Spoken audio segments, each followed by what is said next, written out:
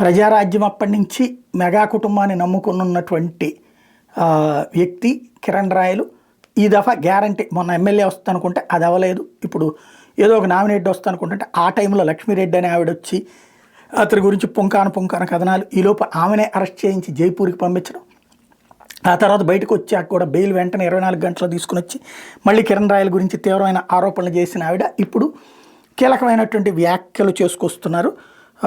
ఏదైతే ఆ మధ్యన ఆదిమూలంకి సంబంధించి కావచ్చు, లేకపోతే కనుక వైసీపీ సంబంధించినటువంటి ఆయన మేరు నాగార్జున మీద మహిళల కంప్లైంట్ పెట్టి ఆ తర్వాత కోర్టులో ఎట్లా పక్కకి వెళ్ళిపోయారో అట్లాగే ఇప్పుడు కిరణ్ రాయలు ఎదుగుదల చూడలేక రాజకీయ కుట్ర 2 పార్టీ నాయకులు ఉన్నారు అంటూ ఇక మీదట కిరణ్ రాయల మీద ఏ విమర్శ చేయనని ఆవిడ చెప్పినటువంటి పాయింట్ ఇక్కడ కీలకం.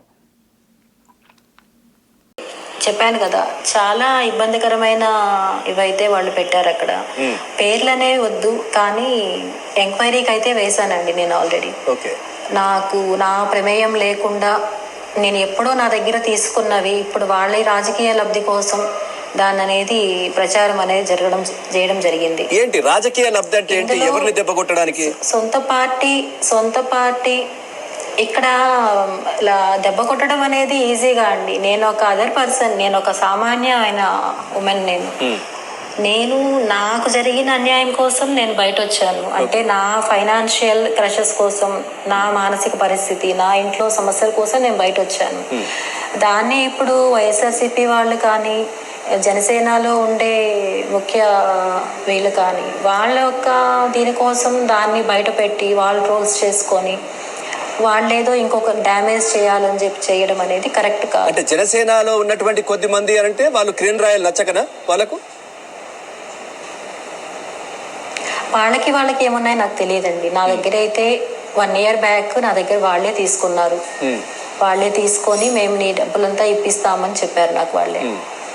ఇప్పుడు ఒకటి ఫైనల్ గా మేడం, అంటే కిరణ్ రాయల్కి మీకు ఉన్నటువంటి వివాదం కావచ్చు, ఇవన్నీ సెటిల్ అయిపోయింది, సద్దు మరిగింది. సో ఆయనకు సంబంధించినంత వరకు కూడా మీరు ఒక క్లారిటీతో ఉన్నారు, ఎట్లాంటి ఇబ్బంది లేదు, ఆయన మంచోడు, అంతేనా?